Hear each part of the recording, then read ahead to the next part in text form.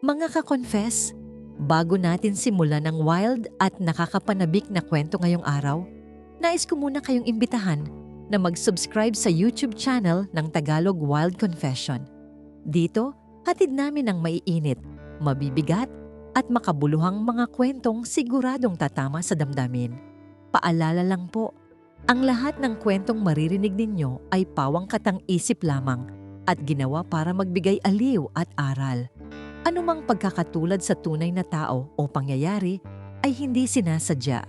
At ngayon, mga ka-confess, ihanda nyo na ang sarili ninyo dahil isa na namang nakakaintriga at kapanapanabik na Tagalog wild confession ang inyong mapapakinggan. Simulan na natin. Dear Ate J, itago mo na lamang ako sa pangalang Laika. Taga Iloilo ako. At doon nagsimula ang lahat. Alam mo Ate J, mahirap ang buhay sa probinsya pero masaya kami ng asawa kong si Ramil. Simple lang ang pangarap namin noon. Ang mapatapos ang dalawa naming anak at maipagawa ang tumatagas naming bubong. Pero kahit anong kayod ni Ramil sa construction at kahit anong tinda ko ng kakanin, parang laging kulang. Laging may hinahabol na bayarin. Naalala ko pa noong gabi bago ako umalis patungong Dubai. Ang lamig ng simoy ng hangin sa Iloilo noon. Nakaupo kami ni Ramil sa labas ng aming munting bahay habang pinagmamasdan ng mga bata na mahimbing nang natutulog. Hawak-hawak niya ang kamay ko, magaspang dahil sa trabaho, pero puno ng pagmamahal. Laika, sigurado ka na ba talaga rito? Kaya naman nating magtiis, huwag ka lang lumayo. Bulong ni Ramil sa akin. Ramdam ko ang panginginig ng boses niya. Para sa mga bata ito Ramil, 2 taon lang naman, mabilis lang yan. Pagbalik ko may puhunan na tayo para sa sarili nating hardware store. Sagot ko, pilit na pinatitibay ang loob ko kahit ang totoo. Parang dinudurog ang puso ko sa bawat segundong lumilipas. Umiyak kami ng gabing iyon. Nagsumpaan kami sa ilalim ng buwan na walang magbabago. Na kahit magkalayo kami, ang puso namin ay mananatiling tapat sa isa't isa. Siya ang magsisilbing haligi sa Pilipinas at ako naman ang magiging tulay para sa magandang kinabukasan namin sa ibang bansa. Pagdating ko sa Dubai, doon ko naramdaman ang tunay na bagsik ng pangungulila. Iba ang sikat ng araw dito. Masakit sa balat, nakakapaso. Pero mas masakit ang lungkot. Ang trabaho ko bilang domestic helper ay hindi biro. Gigising ng alas 5 ng madaling araw, matatapos ng alas 12 ng gabi. Pagod ang katawan, pero ang isipan ko laging lumilipad pauwi sa Iloilo. Sa unang 6 na buwan, ang tanging nagpapanatili sa katinoan ko ay ang mga video call namin ni Ramil at ng mga bata. Sa tuwing nakikita ko ang mga ngiti nila sa screen ng cellphone ko, pakiramdam ko ay nawawala lahat ng pagod ko. Ma, uwi ka na agad ha? Miss ka na namin, sabi ng panganay kong si Justin. Konting tiis lang anak, malapit na. Laging sagot ko, kahit alam kong mahaba-haba pa ang tatakbuhin ng kontrata ko. Ngunit Ate J, dahan-dahan palang nagbabago ang ihip ng hangin. Hindi ko napansin na ang kalungkutan ko ay unti-unti nang nagiging butas sa aking pagkatao. Isang butas na naghahanap ng mapaglalagyan. Doon ko nakilala si Vic. Si Vic ay isang driver ng pamilyang nakatira sa katabing villa ng amo ko. Madalas kaming magkita sa labas kapag nagtatapon ako ng basura o kapag inuutusan akong bumili sa grocery sa kanto. Noong una, simpleng kaway at hello, kabayan lang, hanggang sa naging mahahabang usapan sa WhatsApp. Si Vic ay matagal na rito sa Dubai. Matikas siya, palabiro, at higit sa lahat, naiintindihan niya ang hirap ko dahil pareho kaming OFW. Si Ramil, kahit mahal ko, ay hindi alam ang pakiramdam ng mapag-initan ng amo o ang mapagod sa ilalim ng init ng desyerto. Pero si Vic, alam niya. Isang gabi, habang umiiyak ako dahil pinagalitan ako ng amo ko, tumawag si Vic. Laika, wag mo na silang isipin. Nandito lang ako. Kung gusto mo, labas tayo sa day off mo. Kahit sandali lang, para makahinga ka naman. Yaya niya. Tumanggi ako nung una. Iniisip ko si Ramil. Inisip ko ang sumpaan namin sa Iloilo. Pero sa bawat gabi na tahimik ang kwarto ko at tanging ang ugong lang ng aircon ang naririnig ko, mas lalong bumibigat ang timbang ng pangungulila ko. Ang boses ni Ramil sa kabilang linya ay parang nagiging malayong echo na lang habang ang presensya ni Vic ay narito. Totoo, nahahawakan at ramdam na ramdam ko. Dumating ang unang day off ko na pumayag akong makipagkita sa kanya sa Alriga. Doon kami naglakad-lakad, kumain ng shawarma at nagkwentuhan tungkol sa mga pangarap namin. Sa gitna ng maraming tao, sa gitna ng ingay ng Dubai, pakiramdam ko ay nakahanap ako ng kakampi. Alam mo, Laika, napakatapang mo. Hindi lahat ng babae ay kayang gawin ang ginagawa mo, sabi ni Vic habang nakatitig sa aking mga mata. Ibang-iba ang tingin niya. Hindi ito tingin ng isang asawang sanay na sa akin. Ito ay tingin ng isang lalaking humahanga sa akin bilang babae. At doon, Ate J, doon nagsimulang manginig ang pundasyon ng aking katapatan. Isang gabi, habang nag-uusap kami sa chat, nagtanong si Vic ng isang bagay na nagpatigil sa mundo ko. Laika, paano kung sabihin ko sa iyong hindi na lang pagkakaibigan ang nararamdaman ko? Paano kung sabihin kong gusto kitang alagaan habang nandito tayo sa malayo? Napahawak ako sa dibdib ko. Nararamdaman ko ang mabilis na tibok nito. Isang tibok na matagal ko nang hindi nararamdaman para kay Ramil. Alam kong mali. Alam kong bawal. Pero sa dilim ng gabi sa Dubai, parang mas maliwanag pa ang alok ni Vic kaysa sa pangako kong binitawan sa Iloilo. Naging madalas ang pagkikita namin ni Vic tuwing sumasapit ang Biyernes, ang tanging araw na malaya ako sa mga gawaing bahay. Noong una, kasama pa namin ang ibang mga Pinoy sa parke. Nagtatawanan at nagsasalo-salo sa baong kani-kaniyang luto. Pero habang tumatagal, unti-unting humihiwalay ang aming mundo sa grupo. Humanap kami ng sarili naming sulok sa mga mall na hindi gaanong dinadayo ng mga kakilala, sa mga gilid ng Dubai Creek kung saan ang tanging maririnig mo lang ay ang hampas ng tubig at ang bulong ng hangin. Isang gabi, habang naglalakad kami sa ilalim ng naglalakihang mga gusali sa marina, biglang huminto si Vic at hinawakan ang kamay ko. Ramdam ko ang kuryenteng gumuhit sa buong katawan ko. Isang kuryenteng matagal nang nawala sa pagsasama namin ni Ramil. Hindi ko binawi ang kamay ko. Sa halip, hinigpitan ko pa ang hawak. Sa sandaling iyon, tila nakalimutan ko ang mainit na sikat ng araw sa Iloilo, ang mukha ng aking mga anak, at ang mga pangakong ibinaon ko sa airport bago ako lumipad. Laika, alam kong may pamilya ka. Hindi ko hinihiling nakalimutan mo sila. Pero dito sa Dubai, hayaan mong ako ang maging sandig mo. Hayaan mong ako ang magpawi ng pagod mo, sabi ni Vic habang dahan-dahang inilalapit ang kanyang mukha sa akin. Hindi ako nakapagsalita. Ang tanging nagawa ko lang ay ang pumikit at damhin ang kanyang labi na dumapo sa aking noo. Pababa sa aking mga pisngi hanggang sa magtagpo ang aming mga hininga. Doon, Ate J, sa gitna ng karangyaan ng Dubai, tuluyan nang gumuho ang bakod na itinayo ko para sa aking dangal. Iyon ang gabing naging kami. Iyon ang gabing unang beses kong ipinagpalit ang sumpaan namin ni Ramil sa pansamantalang init ng bisig ng iba. Pag-uwi ko sa villa ng amo ko ng gabing yon, hindi ako makatulog. Nakatitig lang ako sa kisame habang tumutulo ang mga luha ko. Pero hindi ito luha ng pagsisisi, luha ito ng pagkalito. Kinuha ko ang cellphone ko at nakita ang chat ni Ramil. Ma, kumain ka na ba? Nag-uwi ako ng batchoy para sa mga bata. Paborito mo sana to. Miss ka na namin. I love you. Binasa ko lang ang mensahe pero hindi ako nag-reply. Paano ko sasabihin ng I love you too kung ang labi ko ay lasa pa ang halik ng ibang lalaki? Pinatay ko ang internet ko. Pinatay ko ang koneksyon ko sa Pilipinas dahil ayaw kong makita ang katotohanang unti-unti ko na silang tinatalikuran. Naging routine na ang aming bawal na relasyon.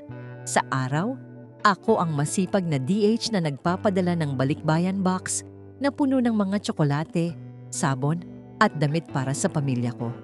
Pero sa gabi, Ako ang babaeng naghihintay sa bawat tunog ng notification mula kay Vic. Binigyan niya ako ng bagong iPhone, mga mamahaling pabango at alahas na hindi ko kailanman nakuha kay Ramil. Ang bawat regalo niya ay tila pampalubag loob sa konsensya kong unti-unti nang namamanhid. Minsan, tumawag si Ramil habang nasa mall kami ni Vic. Nagpanik ako. Pumasok ako sa fitting room ng isang boutique para lang masagot ang tawag. Bakit ngayon ka lang sumagot, Laika? Kanina pa ako tumatawag. Nag-aalala na ang mga bata. Tanong ni Ramil. Pasensya na, Ramil. Maraming ginagawa si Amo. Alam mo naman Friday, pero maraming bisita. Pagsisinungaling ko. Ang galing ko na palang maghabi ng kwento. Ang dulas na ng dila ko sa paggawa ng dahilan. Habang kausap ko si Ramil, kumatok si Vic sa pinto ng fitting room. Hon, kasya ba sa'yo yung dress? Bagay sa'yo yan, bilhin na natin. Nanlaki ang mata ko. Agad kong tinakpan ang mouthpiece ng phone ko pero huli na. Narinig ni Ramil ang boses ng lalaki. Sino yun, Laika? Sinong lalaki yon? Tanong ni Ramil, baka sangkaba at pagdududa sa kanyang boses. Wala yon, Ramil. Yung driver lang ng amo ko, nagtatanong kung tapos na ako sa pinabibili ni Madam. Sige na, baka mapagalitan ako. Ibababa ko na to. Mabilis kong sagot sabay patay ng tawag. Napasandal ako sa pinto. Pawis na pawis ako kahit napakalamig ng aircon. Lumabas ako at hinarap si Vic na nakangiti sa akin. Hindi ko alam kung matatakot ba ako o matutuwa. Dahil sa sandaling iyon, mas pinili kong yakapin ang panganib kaysa balikan ang payapang buhay na iniwan ko sa Iloilo. Ang bawat padala ko ng pera sa Pilipinas ay tila nagiging pambayad sala ko na lang. Akala ni Ramil, masipag ako kaya lumalaki ang naipapadala ko. Hindi niya alam, ang ibang bahagi niyon ay galing na sa bulsa ni Vic. Habang itinatayo ang bahay namin sa Iloilo, unti-unti ko namang ginigiba ang pundasyon ng aming pagsasama. Isang araw, nabigla ako nang mag-message ang kapatid ni Ramil. Ate Laika, mag-ingat ka diyan. Si Ramil, parang iba ang kinikilos. Lagi siyang tulala at tinititigan ang mga picture niyo. Sabi niya, parang ang layo-layo mo na raw. Kahit kausap ka niya sa video call. Hindi ko pinansin ang babalang yon. Akala ko, hanggat malayo ako, ligtas ang sikreto ko. Akala ko, ang disyerto ng Dubai ang magiging tagatago ng lahat ng aking kasalanan. Pero nakalimutan ko, ang kasinungalingan ay parang buhangin. Kahit gaano mo itago, tatangayin at tatangayin pa rin ito ng hangin pabalik sa'yo. Nagsimulang maging demanding si Vic. Gusto niya. Tuwing day off ko ay sa kanya lang ang oras ko.